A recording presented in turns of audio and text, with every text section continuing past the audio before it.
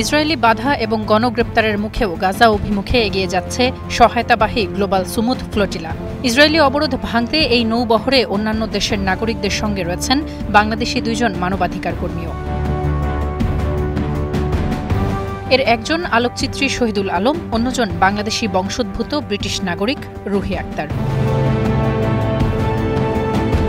গাজা থেকে মাত্র কয়েক কিলোমিটার দূরে পৌঁছে গেছে বেশ কয়েকটি জাহাজ। তবে জাহাজসহ 200-রও বেশি সদস্যকে এরই মধ্যে গ্রেপ্তার করেছে ইসরায়েলি বাহিনী। এর মাঝেই শহীদুল আলমের বার্তা, তিনি রয়েছেন এই বহরের একেবারে শেষের দিকে।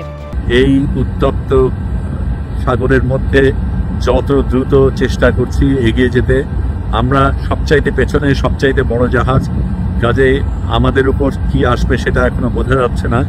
কিন্তু ইসরায়েল যেটা চেষ্টা করছে সেটা অন্যদের উপর আক্রমণ করে আমাদেরকে সাবধান করার চেষ্টা করছে, আমাদের ভয় দেখানোর চেষ্টা করছে। গাজায় ইসরায়েলি অবরোধ ভাঙতে তিনি সহ অন্যান্য সবাই প্রতিজ্ঞাবদ্ধ বলেও জানান শহীদুল আলম। এর আগের ফ্লোটিলাগুলি ইতিমধ্যে গাজার কাছে চলে গেছে। সামনে যেগুলি ছিল সেগুলিকে গতরাতে ইসরায়েলি হানাদাররা আক্রমণ করেছিল, কিন্তু আমরা এখনো সেই জায়গায় পৌঁছাইনি এবং ইসরায়েলের আক্রমণের কারণে আমরা কোনোভাবেই পেছনে যাব না।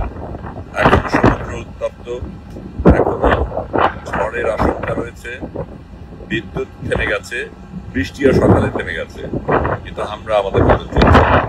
একই ধরনের বার্তা দেন রুহি আক্তারও। বলেন, ইসরায়েলি বাহিনী যাই করুক, ফ্লোটিলা টিম সেটি মোকাবেলা করবে এবং গাজায় মানুষের কাছে পৌঁছবে। আমরা ফ্লোটিলা নিয়ে রেড জোনে প্রবেশ করেছি। আশেপাশে ড্রোন ছিল, মিলিটারি ছিল, তবুও আমরা নিজেদের মনোবল ধরে রেখেছি। যা কিছুই হোক, ইসরায়েল আমাদের আটকাতে পারবে না। আমরা ফিলিস্তিনিদের কাছে পৌঁছাবই। 44টি জাহাজের মধ্যে বাংলাদেশ সময় বৃহস্পতিবার দুপুর 1টা পর্যন্ত 21টি জাহাজ আটক করেছে ইসরায়েলি বাহিনী। বন্দুকের নলের মুখে মানবাধিকার কর্মীদের গ্রেপ্তার করে বর্বর বাহিনী। ইসরায়েলের বাধা প্রতিহত করতে জাহাজেই প্রশিক্ষণ নিচ্ছেন সদস্যরা। নিজেদের উজ্জীবিত রাখতে গাইছেন গান। ফ্লোটিলার মাধ্যমেই সেই গান পৌঁছে যাচ্ছে ফিলিস্তিনিদের কাছে।